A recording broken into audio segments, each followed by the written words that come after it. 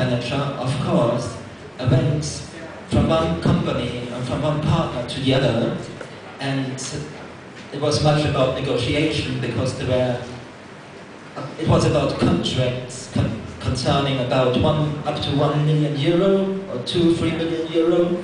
So there was much to negotiate altogether. Okay? I guess each of us have already been into a negotiation, I reckon.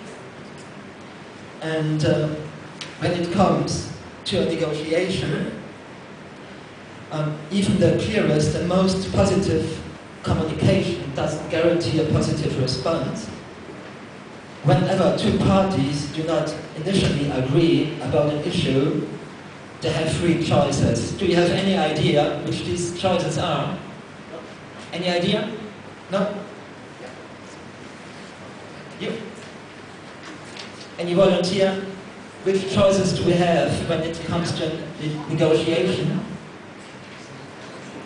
Somebody knows it? All right. Maybe you go to coffee shop and have a long discussions. Yeah, very good. But then, at the end of this discussion, what could be the result? You can try to reach an agreement. I think so. Yes, but then the nature of the agreement can be that there will be a status quo. All right? And if there's a status quo, it means if you and me have a discussion, yep, and I would not change my mind, and you either would not change your mind. So that's the status quo. This is what status quo means. So we both don't change our positions. Okay? Can you all hear me all right? Is that okay? Okay, then the second choice we have is the more or most powerful side wins. For example,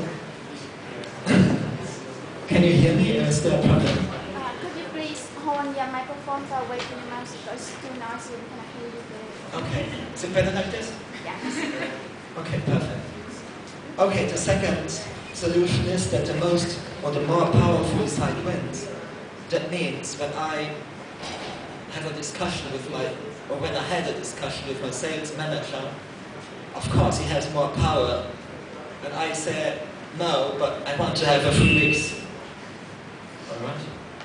When I said I want to have a 3 weeks holiday, and he said it's not possible, it will not be possible because he simply has more power than I have. And the third option is the parties can reach a mutual agreement by negotiating what's the best for both sides.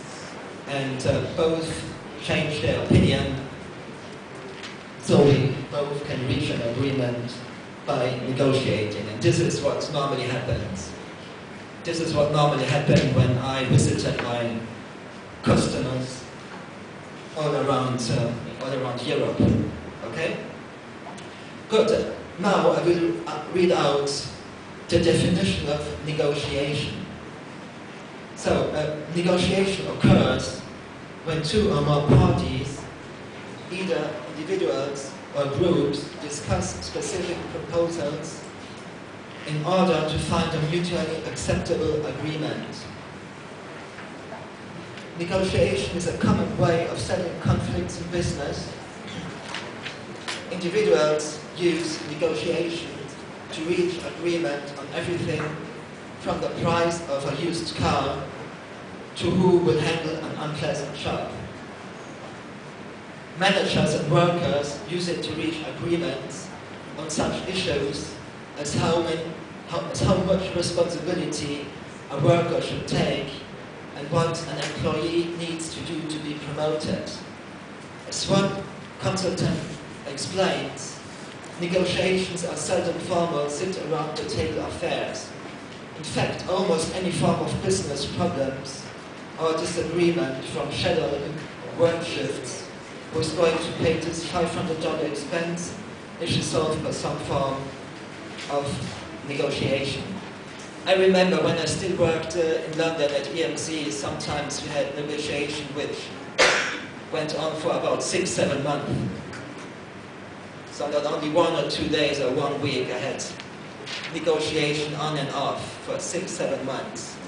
There were negotiations when I had to fly to Berlin 10 times in 6 months because we still had to change the agreement and both sides were not happy, and often it was very stressful, and many people were involved because much money was involved. All right? Good. Then we have here different forms and styles of negotiation and outcomes. Negotiation can be approached in 4 ways. Each of these approaches produces a different outcome. Okay, maybe we go next slide. Thank you.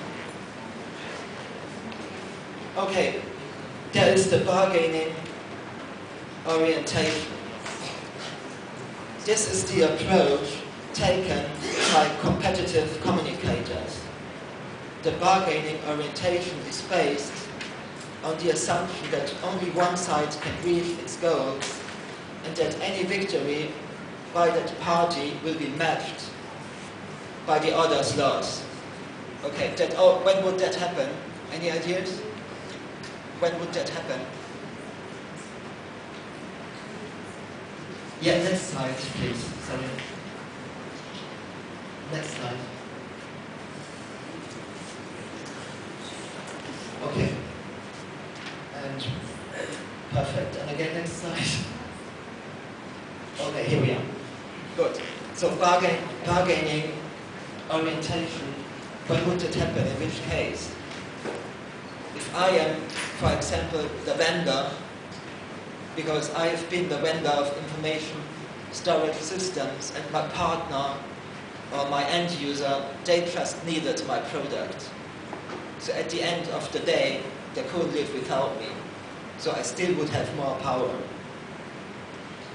Okay, so despite the fact that it produces losers as well as winners, a bargaining orientation can sometimes be the best approach to negotiating.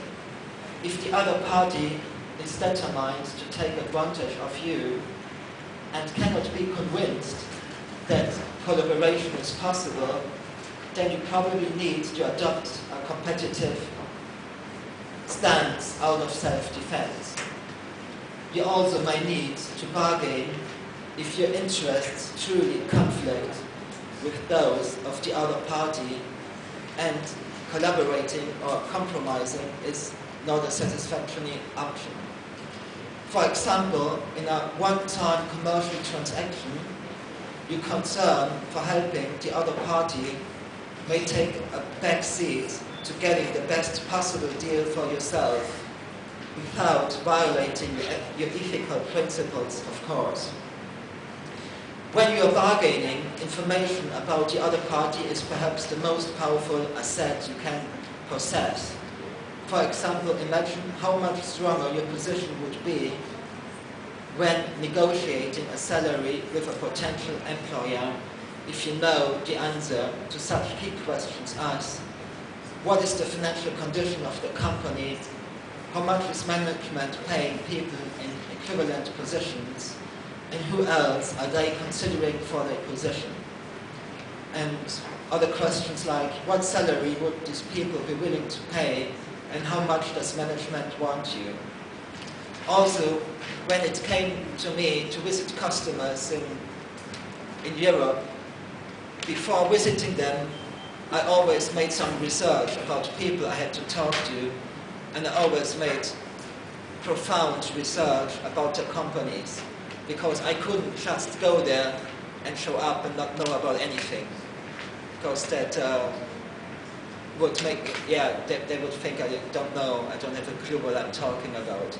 So normally, before I went seeing a customer on the European continent, whether it was Berlin, Vienna, Madrid, I always made 2-3 days research about the company as such to have more information about it, because information normally always means to have more power when it comes to negotiation.